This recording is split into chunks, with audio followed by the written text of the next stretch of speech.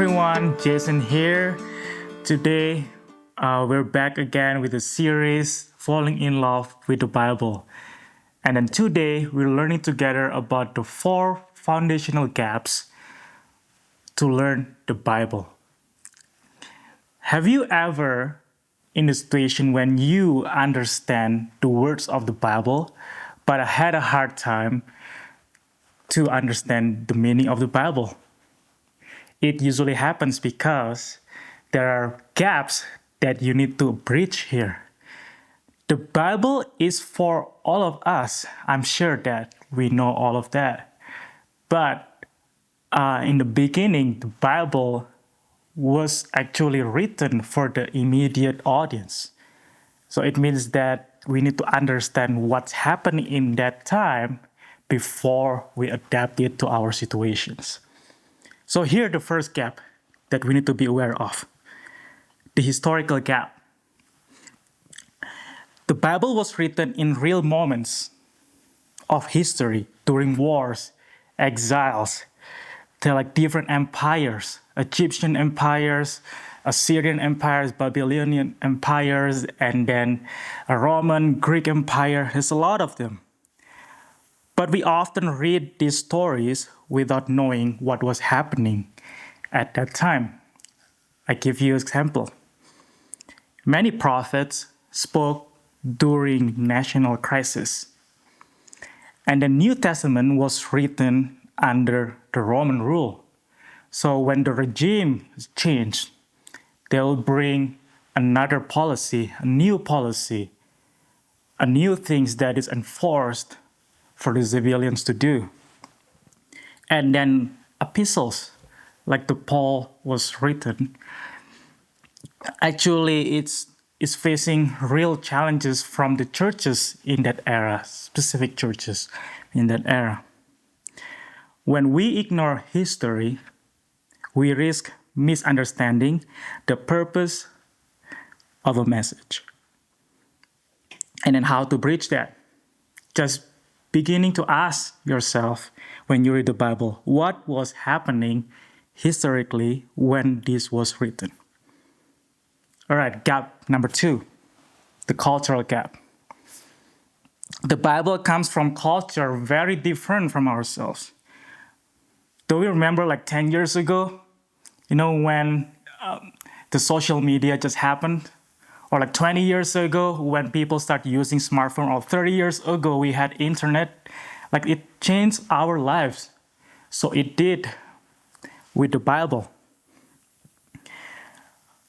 We were brought to the culture when the Bible was written, which is the Middle Eastern ancient time, where the cultures shaped by honor and shame, strong family identity, and community responsibility. So when Jesus accepted somebody to their house for a dinner, it means that there is an acceptance that Jesus wants to bridge the culture. And then I know that when Jesus came to Matthew's house, it's a big deal in that society. If we read the Bible only through a modern lens, we may miss the impact of what is being said. All right, gap number 3, the language gap. We know that the Bible was written in 3 different languages originally.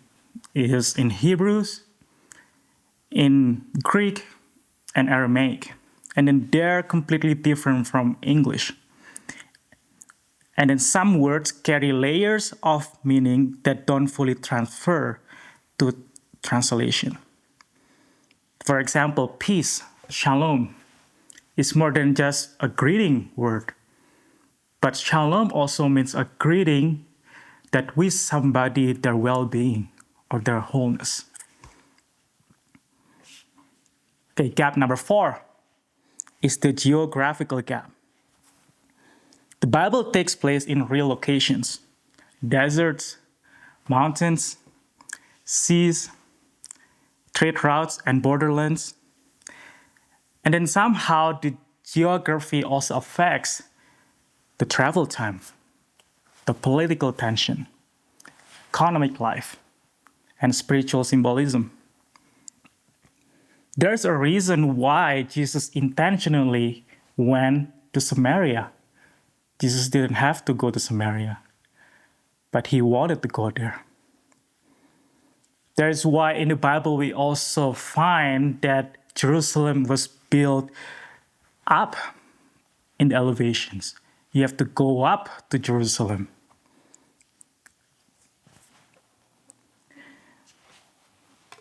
And then why these gaps matter? Why this gap matter? Why we need to learn this? When we recognize the historical, cultural, language, and geographical gaps, the Bible doesn't become distant. It becomes clearer and more alive. We're not trying to force modern meaning into ancient words. Here's the questions that can help you to understand these gaps more. Who was the author? What was his background? When did he write? What kind of relationship did he have with the audience? Who was the biblical audience? What was happening at the time the book was written? I know there's a lot of things that we need to figure out here, but I don't want to scare you with all these questions. There are some people who already made this for us and then accessible everywhere. There are some tools that you can use to understand this better. The first one is exhaustive Bible concordance that can understand us more about the language barrier here. The Bible handbooks and the atlas of the Bible. They can give you more insights about the historical, cultural, and geographical aspects. And then it comes with colors and pictures. They're great. You should be able to read it. And then there's some commentaries out there. If you're tech savvy, it's available online. It's on Blue Letter Bible. You can just type the verse that you want. It breaks you down word per word. Click the word, and then it gives you explanation of the words and where it comes from, and then how the words also being transferred into Old Testament or New Testament. It's great tools out there. And then if you're a little bit fancy, you can subscribe to Logos, which most scholars use to study the Bible. As what I said, I don't want to scare you with all this idea of knowing everything in the Bible. But the truly thing is when you read the Bible, please don't miss the details.